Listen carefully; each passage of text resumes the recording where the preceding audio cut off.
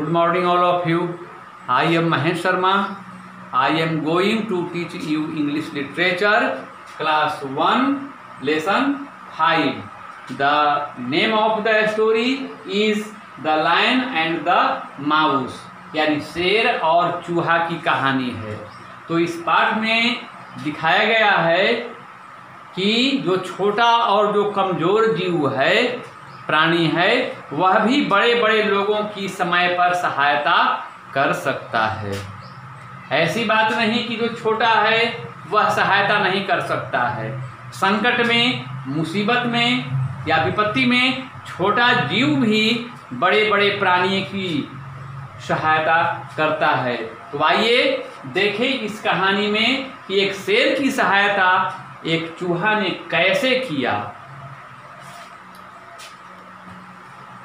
Read the lesson carefully after your teacher. इस पाठ को शिक्षक के पढ़ने के पश्चात पढ़ें। Try to understand the lesson, और इस पाठ को समझने का प्रयास करें।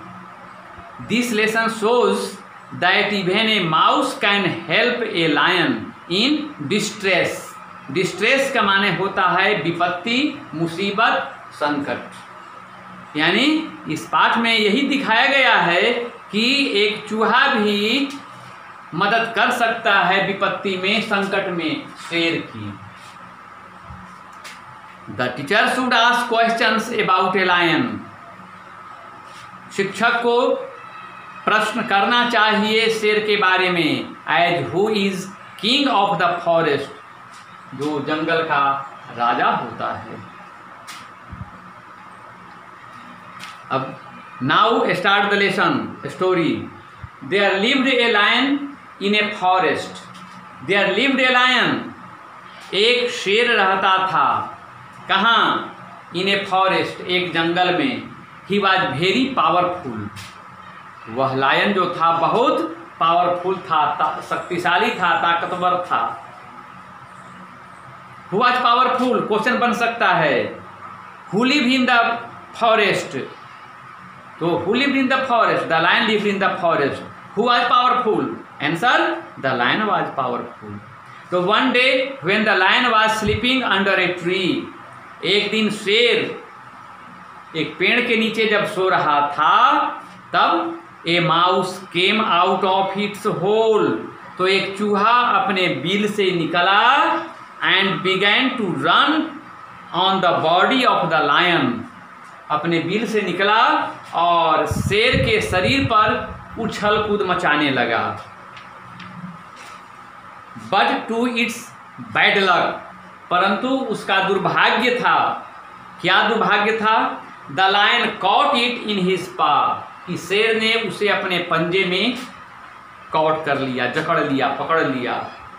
द माउस बेग्ड, तब जब शेर के पंजा में चूहा पकड़ा गया तो वह गिड़गिड़ाने लगा। बेग्ड माने होता है, बेग माने भीख मांगना।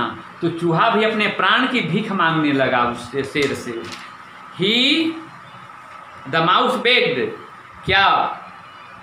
काइंडली फॉरगिव मी, कृपया मुझे क्षमा कर दीजिए सर।